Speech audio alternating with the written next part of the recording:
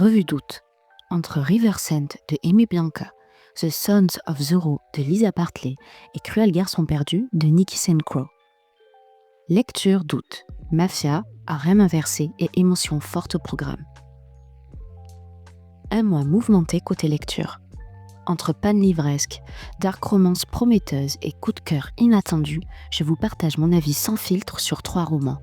River Sands, The Sons of Zorro et Cruel Garçon perdu. Spoiler, certains m'ont fait vaciller, littéralement. Bilan, 10 livres lus. Hello les lecteurs! L'été, c'est terminé. J'espère que vous avez pu lire tous les livres que vous avez prévu de lire, ou pas. Pour ma part, ce fut 2 mois compliqués niveau lecture. Beaucoup de pannes, un manque d'envie et plus de choix vraiment intéressants. Mais je vous rassure, ce mois d'août fut fort stimulant. Je vous présente 3 titres plus ou moins connus qui ont su réveiller mes ardeurs de lectrice. River Sand de Amy Bianca aux éditions Addictive. Résumé. Kidnappé par l'ennemi, trahi par sa famille. River Sand est une ville où le pouvoir se gagne dans l'ombre et la peur. Beatrice Blackwood, fille d'un chef mafieux redouté, se retrouve piégée dans un jeu dangereux lorsqu'elle est kidnappée par la famille rivale. Au centre de cette machination, Ezekiel Hunter, un homme aux multiples visages, réveille en elle des émotions qu'elle n'aurait jamais cru possibles. Alors que la frontière entre les ennemis et les alliés se brouille, Béatrice doit faire des choix décisifs. Peut-elle se fier à son instinct quand son avenir est en jeu ? Mon avis. Honnêtement, je suis très déçue. Je ne m'attendais pas à ça. Le prologue donne clairement envie. On retrouve une plume très intéressante. Mais au fil des chapitres, j'ai vite déchanté. Malheureusement, j'ai eu l'impression de lire du déjà vu. Un univers mafia, des méchants pas si méchants, des plot twists un peu prévisibles, sauf celui de la fin, faut être honnête, qui m'a vraiment laissé sur le cul. Donc concrètement, je ne peux pas dire que c'est un mauvais livre. Je ne me le permettrai pas d'ailleurs. Mais je crois que je ne suis tout simplement pas le public cible. Je pense que des personnes débutant en dark romance ou à la recherche d'une version plus soft du genre se retrouveront davantage dans l'histoire. J'ai eu du mal à m'attacher au personnage d'ailleurs. Quant à la protagoniste qu'on attendait vraiment badass, sachant se battre, on la retrouve un peu mise en retrait dans l'histoire, quand bien même bien construite. Pour la deuxième saga, on retrouve The Sons of Zorro de Lisa Bartley aux éditions Elixiria. Je te fais le résumé du tome 1, sachant que la saga est en 4 tomes. Avant, c'était Cléo et moi, les 2 princesses des Sons of Zorro.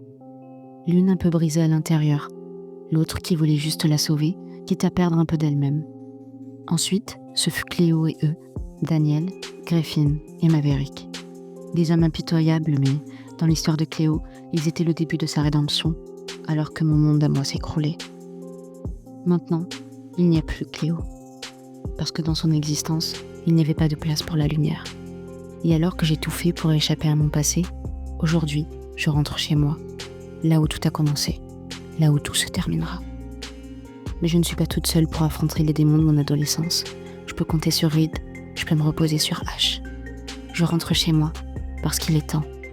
Il est temps de dire au revoir. Mon avis ? Waouh ! Pour être honnête, j'ai démarré la saga uniquement pour le harem inversé. On me l'a recommandé car je cherchais ce trope. Et puis, mon genre favori s'est révélé, et ce, dès un prologue explosif. Ce livre a une profondeur psychologique que je n'avais pas ressentie depuis plus d'1 an et de 150 lectures. Il m'a marqué vraiment, j'ai dévoré les 4 tomes. Le harem inversé est très bien écrit, avec des scènes de smut là où il faut. Et pour tout vous dire, j'ai même trouvé qu'il n'y en avait pas tant que ça des scènes. L'intrigue prend toute la place, pour notre plus grand plaisir, car elle est menée avec une justesse et une brutalité douce amère renversante.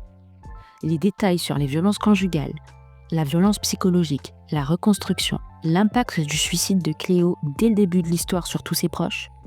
Merde, ce livre décrit à la perfection une réalité trop souvent cachée. Tous les personnages, sans exception, ont su me tenir en haleine. Je suis subjuguée. Et au-delà du harem inversé, si vous cherchez une lecture capable de vous mettre un coup à l'estomac, au cœur et à l'âme, lisez ce livre.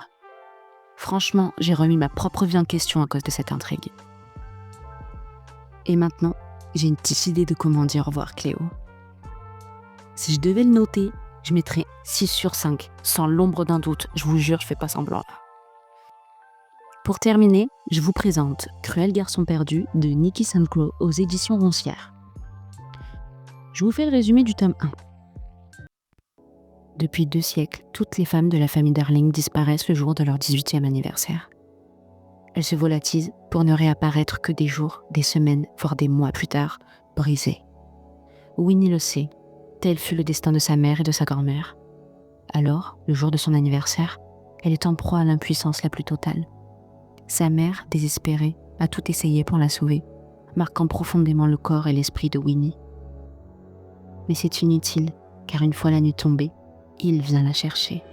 Et cette fois, le roi du pays imaginaire et les garçons perdus ne laisseront pas leur darling s'échapper.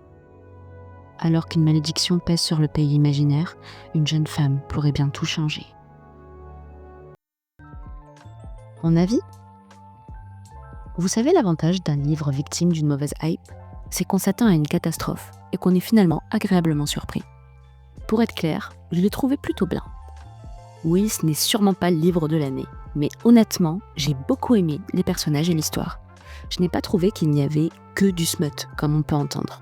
J'étais presque choquée de retrouver une vraie intrigue.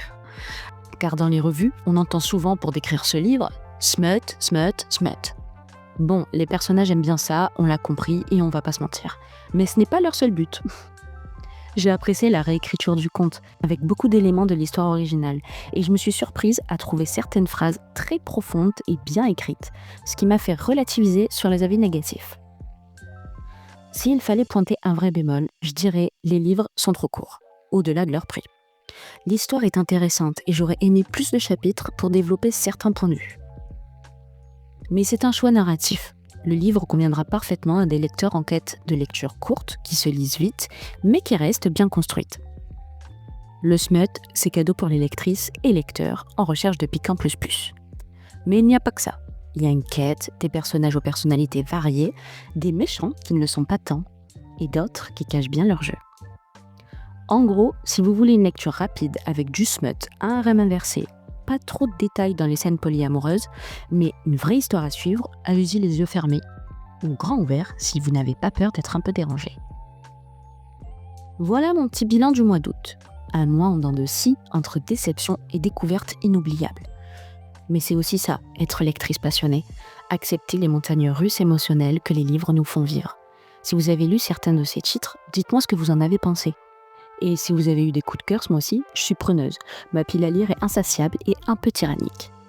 À très vite pour la chronique de septembre, avec, je l'espère, encore plus de frissons littéraires. AMC Auteur.